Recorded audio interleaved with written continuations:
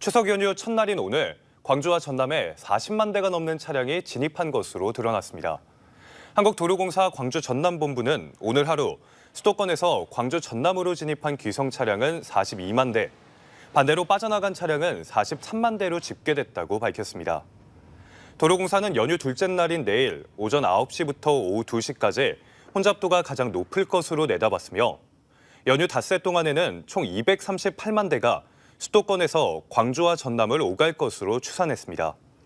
광주 종합버스터미널과 광주 송정역, 목포 여수 연안 여객선 터미널도 귀성객들로 하루 종일 붐볐으며 광주 영락공원과 망월 시립묘역에도 이른 아침부터 가족 단위 성묘객들의 발길이 이어졌습니다. 총선에서 원내 3당으로 자리 잡은 조국혁신당이 호남 공략을 본격화하고 나섰습니다. 당장 10월 재보궐선거에서 조국 대표 등이 전남에서 숙식하며 지원에 나서겠다고 밝혔는데 앞으로 대선 전까지 꾸준히 호남에서 보폭을 확대하겠다는 계획입니다. 이형길 기자입니다. 지난 22대 총선에서 조국혁신당은 호남에서 민주당을 넘어 가장 높은 비례대표 정당 득표율을 기록했습니다. 지역구는 민주당, 비례대표는 조국혁신당이라는 이른바 지민 비조 현상 속에서 원내 3당으로 자리매김했습니다. 총선이 끝나자 조국혁신당은 적극적으로 호남 공략에 나섰습니다. 당장 10월 재선거가 열리는 영광과 곡성에서 숙식을 해결하며 선거 지원에 나서겠다는 계획입니다. 그러면서도 야권 분열은 아니라고 선을 그었습니다. 호남에서 조국혁신당과 민주당 어느 후보가 당선되더라도 윤석열 정권이나 국민의힘의 득이 되는 것이 아닌 민주진보 진영의 시너지 효과가 더 커질 것입니다. 이번 재보궐선거가 자치단체장을 뽑는 선거인 만큼 지역의 조직력에서 민주당과는 확연한 차이를 나타낼 수밖에 없습니다. 조국혁신당은 상대적으로 불리한 선거이고 호남에서 당선을 하지 못하더라도 앞으로 지역 발전을 위한 정책 개발을 이어가겠다고 밝혔습니다. 10월 재보궐선거뿐 아니라 내후년 예정된 지방선거까지 호남 공략을 이어가겠다는 설명입니다. 지금 재보궐선거지만 2026년 지방선거까지 우리가 일정하게 해야 될 역할들이 있다라고 생각하고 호남에서 민주당과의 경쟁 구도를 확실히 하고 있지만 여당과 경합하는 지역선거나 대선을 앞두고는 다시 협력 관계를 구축해야 한다는 딜레마도 있습니다. 지난 2016년 국민의당이 민주당과의 완전한 결별로 새로운 대안 세력을 자처하며 호남의 압도적 지지를 받을 당시와는 차이가 있습니다. 대한민국의 새로운 정치 지형을 만드는 데 앞장서왔던 호남 민심이 조국혁신당의 어떤 입장을 나타낼지 이번 재보궐선거가 첫 시금석이 될 전망입니다. KBC 이영길입니다. 조국혁신당은 이렇게 다음 달 열리는 영광과 곡성군수 재선거에서 전력을 다해 호남 교두보를 확보하겠다는 각오입니다. 호남이 텃밭인 더불어민주당도 승리를 장담할 수는 없어 총력전을 펼치고 있는데요. 추석 연휴 첫날 양당이 치열한 신경전을 벌인 영광군수 유세 현장을 이성한 기자가 취재했습니다. 영광군수 재선거의 열기가 30도를 웃도는 폭염만큼 후끈 달아오르고 있습니다. 안녕하세요. 장세희 민주당 후보는 영광의 관문인 종합버스 터미널을 찾아 귀성객들에게 지지를 호소했습니다. 군정의 목표를 민생과 지역경제 살리는 데 군정의 제일로 생각하고 있습니다. 반드시 영광을 일으켜 세우겠습니다. 민주당 아성에 도전하는 장현 조국혁신당 후보는 이제는 바꿔보자며 유권자들의 표심 잡기에 나섰습니다. 민주당의 독점 구조가 수십 년 진행되지 않았습니까? 이제는 뭔가 경쟁 체제 속에서 발전이 있지 않겠느냐라고 하는 것이 지역민들의 생각인 것 같습니다. KBC 여론조사에서는 양당의 후보가 오차 범위 내에서 접전을 펼치는 것으로 조사됐습니다. 두 후보의 지지율이 박빙인 것처럼 유권자들의 표심도 팽팽하게 갈리고 있습니다. 다수당이자 제2일 야당인 민주당을 그래도 지지해야 한다는 의견이 있지만 힘이 있는 분이 돼야 되고 민주당의 조직이 워낙 거대하기 때문에 안정성이 있지 않느냐라고 생각을 합니다. 선거 때만 호남을 찾는 민주당이 아닌 조국혁신당을 지지한다는 목소리도 만만치 않습니다. 민주당이 다수당이긴 한데 기대치에 조금 못 미치는 게 있지 않는가 그런 생각을 하고 있습니다. 호남 한 달 살기에 나선 조국 대표와 텃밭을 내어줄 수 없는 민주당 지도부까지 선거 전에 가세하면서 영광군수 재선거 열기가 한층 뜨거워지고 있습니다. KBC 이상환입니다. 전남 섬을 다니는 여객선사가 전기차 선적 요건을 충전율 절반 이하로 제한하면서 운전자들의 주의가 요구됩니다. 전남도는 여수, 목포, 고흥에서 제주도와 주요 섬으로 가는 항로의 경우 전기차 선적 시 충전율이 50% 이하로 제한된다며 추석 연휴 섬 귀성객들의 주의를 당부했습니다. 전남도는 항구 주변 현수막과 전광판을 통해 충전율을 조절하도록 권유하고 있고 선적 차량 간 간격을 평소보다 넓혀 안전사고를 예방할 계획입니다. 폭염특보가 발효 중인 광주 전남은 오늘도 체감온도가 37도에 육박하는 늦더위가 이어졌습니다. 낮 최고 체감온도는 구례가 36.9도로 가장 높았고 완도 36.1도, 광양 35.8도, 광주 35.1도 등을 기록했습니다. 내일과 모레 광주 전남에는 5에서 60mm의 가량 소나기가 내리는 곳이 있겠지만 비가 그친 뒤에도 습도가 높아 무더위는 이어질 것으로 보입니다. 내일 아침 최저기온은 23도에서 27도, 낮 최고기온은 32도에서 35도 분포로 예상되고 내륙을 중심으로 안개가 짙게 끼는 곳이 있겠습니다.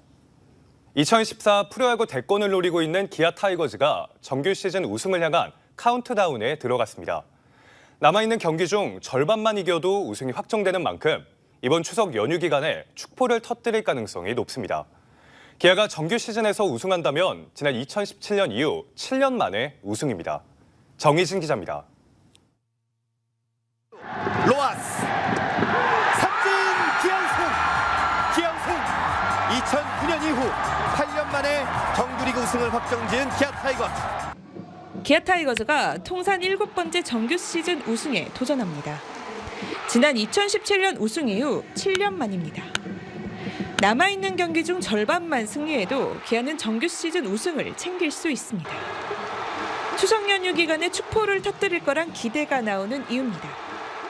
2017년 이후로 다 열심히 해서 좋은 결실 다 이루고 안 다치고 시즌 잘 마무리해서 꼭 우승하셨으면 좋겠습니다. 기아 타이거즈 화이팅! 추석 연휴가 시작되는 오늘부터 닷새 동안 예정된 경기는 모두 4경기. 기아가 경기에서 승리할 때마다 그리고 2위인 삼성 라이온즈가 패할 때마다 우승을 위한 매직 넘버는 줄어듭니다. 특히 이번 주말은 안방에서 경기를 치르는 만큼 매직 넘버를 줄일 최적의 기회입니다. 원래 하던 대로 잡는다 생각하면은 순위 계속 유지하고 가을 야구에서도 좋은 모습 보여줄 수 있지 않을까. 전 선수들을 묵묵히 응원을 계속하지 않을까 싶어요. 기아 선수들이 가을 야구에 가는 만큼 이제 한국 시리즈 최종 우승까지 할 수 있도록 열심히 해줬으면 좋겠고 또 열심히 응원하겠습니다. 기아의 한국 시리즈 직행은 사실 시간 문제입니다. 승률 6할대를 기록하고 있는 기아는 다른 어느 팀보다 먼저 80승에 도달했습니다. 80승 선점팀의 정규 시즌 우승 확률은 무려 94.7%, 한국 시리즈 우승 확률은 73.7%입니다. 지난해 우승팀 LG 트윈스와 2022년 SSG 랜더스도 80승에 선착한 이후 통합 우승을 차지했습니다. 무엇보다 이범호 감독이 주문한 공격형 팀으로의 전환이 후반기에 빛을 발했습니다. 시즌 막판으로 갈수록 타선이 활화산처럼 폭발하면서 슈퍼스타 김도영을 비롯해 김선빈, 나성범 등 주축 선수들이 4할대 안팎의 타율을 기록하고 있습니다. 최상의 시나리오는 하루라도 빨리 정규 시즌 우승을 확정짓고 느긋하게 한국 시리즈 준비에 나서는 겁니다. 끝까지 확실히 유종의 미를 거두는 게 지금 해야 되는 일 중에 하나다라는 생각이 들고 그래서 잘 달려온 만큼 또 남은 경기도 또 잘 준비해가지고 확실히 딱 시즌 끝날 때 확실히 웃을 수 있는 그런 팀으로 만드는 게 가장 지금 첫 번째 목표라고 생각하고 있습니다. 지난 2017년 이후 7년 만에 홈관중 100만 명을 돌파하며 흥행과 성적 두 마리 토끼를 다 잡은 기아.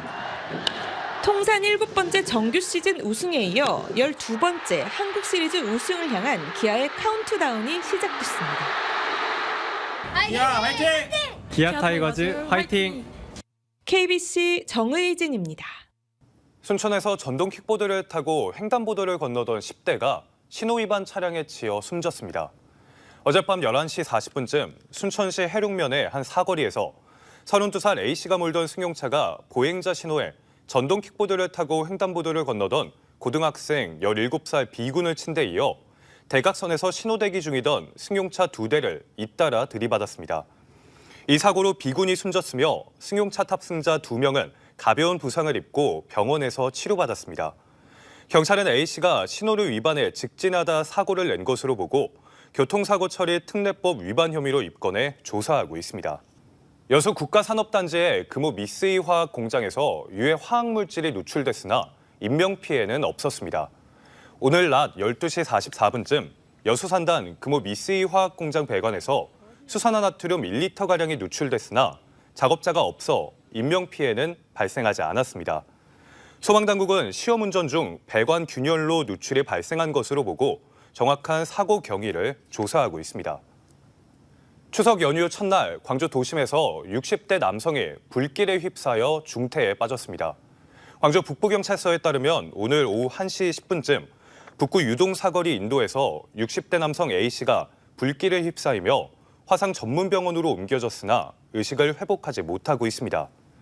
경찰은 인화물질과 라이터가 발견된 점으로 미뤄 A씨가 가족과 성면을 마치고 돌아온 뒤 홀로 분신한 것으로 보고 조사하고 있습니다.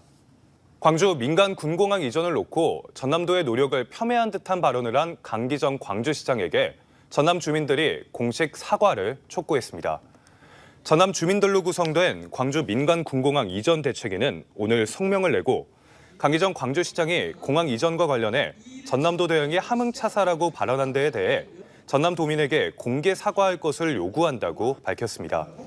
대책위는 또 강 시장이 공항 문제 해결 당사자로서 역할을 망각한 채 사실과 다른 내용을 말하고 적반하장식 태도를 보이고 있다며 전남을 무시하고 우롱하는 발언에 대해 석고 대죄해야 한다고 요구했습니다. 9월 폭염이 이어지면서 전남에서 온열질환 사망자가 또다시 나왔습니다. 전남도는 어제 오후 4시 56분쯤 장흥군 광산읍에 벌초를 하고 쉬던 30대 남성이 온열질환 증세로 쓰러져 병원으로 옮겨졌지만 숨졌다고 밝혔습니다. 지난 10일 신안에서 80대 남성이 열사병으로 숨지는 등 9월에만 전남에서 온열질환 사망자 2명이 발생했습니다.